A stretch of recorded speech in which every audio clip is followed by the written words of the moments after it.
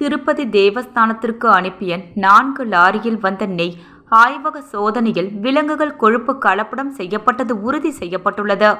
தமிழகத்தை சேர்ந்த அந்த நிறுவனத்தை பிளாக் லிஸ்டில் வைத்து சட்ட ரீதியான நடவடிக்கை எடுக்கப்படும் என செயல் அதிகாரி ஷியாமளா ராவ் தெரிவித்துள்ளார்.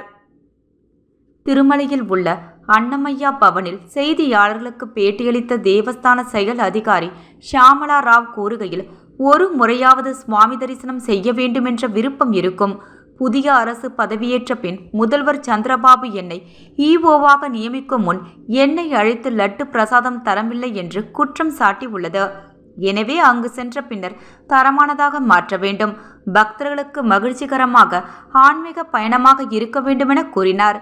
இதையடுத்து நான் பதவியேற்ற பின்பு அதிகாரிகளுடன் ஆய்வு செய்ததில் நெய் தரமில்லை என கூறினார்.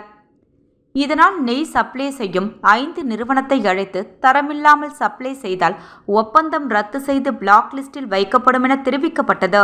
இதில் நெய் சப்ளை செய்த தமிழகத்தில் திண்டுக்கல் மாவட்டத்தில் உள்ள ஏஆர் டைரி நிறுவனத்தினர் மட்டும் தொடர்ந்து தரம் குறைந்தது அனுப்பி வந்தது தெரியவந்தது. அந்த நிறுவனத்திற்கு கடந்த ஆட்சியில் இந்த ஆண்டு மார்ச் மாதம் 12ஆம் தேதி தேவஸ்தானத்திற்கு 1 கிலோ 320 வழங்க ஒப்பந்தம் வழங்கப்பட்டது. தேவஸ்தானத்தில் சொந்தமான ஆய்வகம் இல்லை என்பதால் மத்திய அரசின் அங்கீகாரம் பெற்ற என்டிடிபி ஆய்வகத்திற்கு இந்த ஆண்டு ஜூலை 6 மற்றும் 12ஆம் தேதிகளில் மொத்தம் 4 டேங்கர் லாரிகளில் இருந்த நெய் சோதனைக்கு அனுப்பப்பட்டது. இந்த ஆய்வில் 95.68 முதல் 104.32 இருக்க வேண்டும். ஆனால் மிகவும் கலப்படம் செய்திருப்பதும் நெய் போன்று இருக்கும், ஆனால் நெய் இல்லை என்பதும் விலங்குகள் கொழுப்பு கலந்திருப்பதும் 4 டேங்கர் நெய் சோதனையில் ஒரே மாதிரியான முடிவு வந்தது.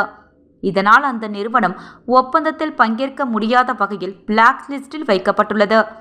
அபராதம் விதிக்கப்பட்டு சட்ட ரீதியான நடவடிக்கை எடுக்கப்பட்டு வருகிறது.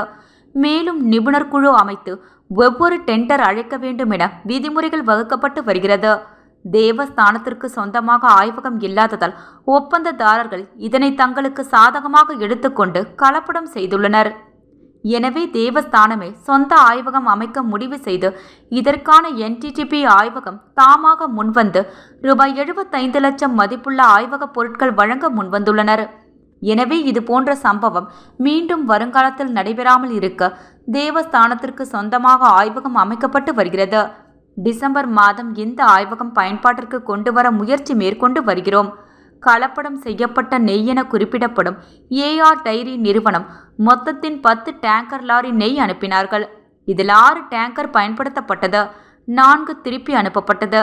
இந்த 6 டேங்கர் லாரி நெய் ஏழுமலையான் கோயில் நெய்வேத்திய பிரசாதம் லட்டு தயாரிக்கவும் திருச்சானூர் பத்மாவதி தாயார் கோயிலில் பயன்படுத்தப்பட்டது. தற்போது மற்ற 4 நிறுவனத்துடன் புதியதாக கர்நாடக மாநிலத்தில் இருந்து நந்தினி நெய் 1 கிலோ 478 ஒப்பந்தம் வழங்கப்பட்டு பெறப்பட்டு வருகிறது. மேலும் 2021 மே மாதம் முதல் இயற்கை விவசாயத்தில் விளைவிக்கப்பட்ட அரிசி, வெல்லம் மற்றும் பசு நெய் நன்கொடை என்ற பெயரில் பெறப்பட்டு சுவாமிக்கு நெய்வேத்தியம் செய்யப்பட்டு வந்தது. இதிலும் தரம் குறைந்து இருப்பதாக புகார் வந்தது. அதனை பரிசீலித்த பிறகு நிபுணர்கள் கமிட்டியும் ஆய்வு செய்து அதனை உறுதி செய்தனர்.